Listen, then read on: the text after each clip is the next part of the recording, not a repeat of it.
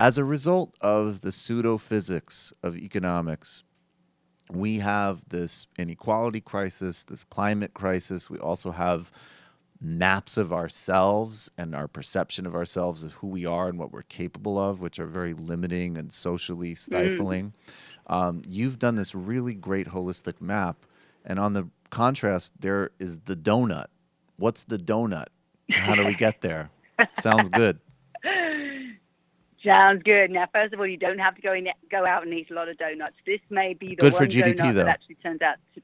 Well, you might make them at home. You never know. Oh, there you go. Um, it's the one donut that might turn out to be good for us. So imagine a donut, the kind you guys eat in the US, with a hole in the middle.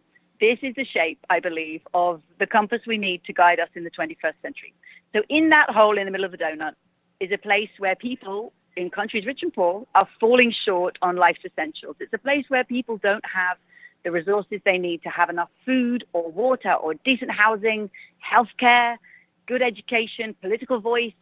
They don't have access to transport networks, internet networks that give them the ability to lead lives of dignity and opportunity and community. So we want to get everybody in the world out of the hole in the middle of the donut and into the juicy donut itself.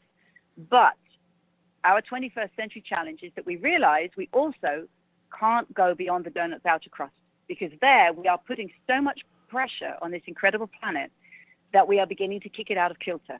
Mm-hmm. We are causing climate change, creating a hole in the ozone layer, acidifying our oceans, converting far too much of the Earth's land for human use, creating biodiversity loss, air, chemical pollution.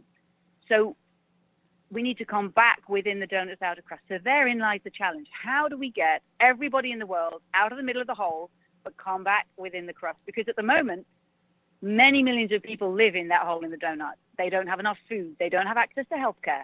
Don't get a good education. Don't have decent housing. Don't have political voice. So many millions of people are falling short on life's essentials. And yet we've already overshot many of what we can call the planetary boundaries, these boundaries of pressure. We're way over on climate change. We're way over on biodiversity loss, on converting land surface for human use. And we're way over on fertilizer use, which is leaching out into lakes and rivers and killing off sea life. So, and we don't even know where we are on air and chemical pollution. We could be over on those two. So we have started the 21st century in an extraordinary place. Millions of people can't meet their most basic needs, and we are already collectively living beyond the means of the planet. How the heck do we come back within the means of the planet and meet the needs of all? To me, this is the 21st century challenge. It is the challenge that our children's grandchildren will remember us for, not where I'm sitting in the UK. They won't remember us for Brexit. I believe they won't even remember the US for Trump. They won't remember for a wall that he threatens to build.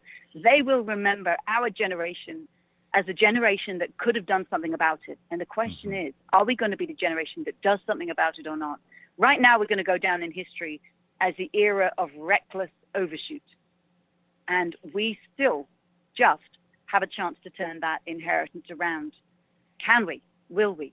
I believe that a new economic mindset is crucial if we're going to do that. It's not the whole answer, but it's crucial. Because what drives me mad is that young people going to university today, those 18, 19-year-olds who see the state of the world, they see the degradation of the living world, they see the inequality in their societies, they want to be equipped with the public policy tools to do something about it. So like anybody reasonable would say, I need to learn some economics, right? I need to help manage this household.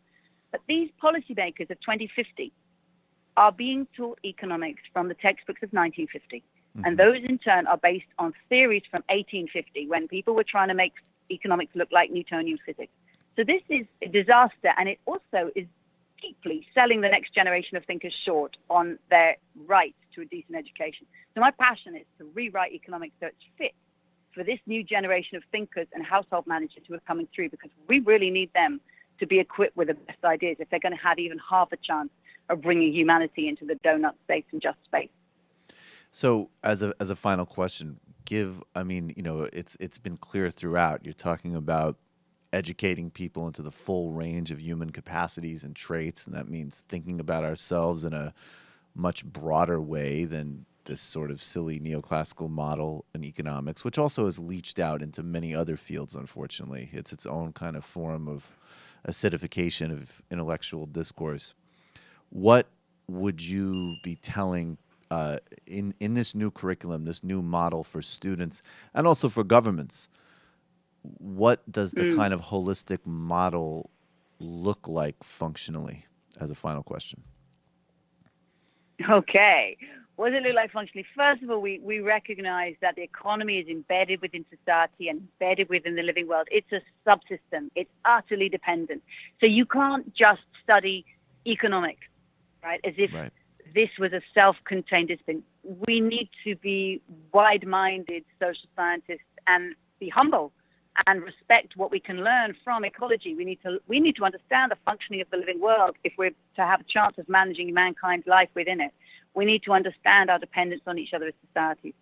But there are many, many things that, as you said, governments can do, as well as students thinking in terms of practical policies. So right off the bat, stop taxing labor and start taxing the use of resources, because there's an absurdity today that governments tax companies for hiring people. It's like penalizing them for employing people, but subsidizing them for using resources, whether it's in terms of subsidizing them for buying new capital equipment and depreciating it, or for extremely subsidized use of fossil fuels, which the planet cannot remotely afford. So this is crazy. We should tax things that are bad, not things that are good. Shift taxes from labor to resource use. And you'll begin immediately to turn around market behavior, because markets are great at responding to prices. Start to employ more people and use fewer resources. We'll begin to create an economy that is regenerative by design, where we work with the living processes of the earth. But secondly, we need to create an economic mindset for students and also in government and in business, where we create an economy that's not just regenerative by design, but also distributive by design. By that, I mean value created is shared far more equitably with all of those who help create it. Think employee-owned company. Think cooperative. Yep.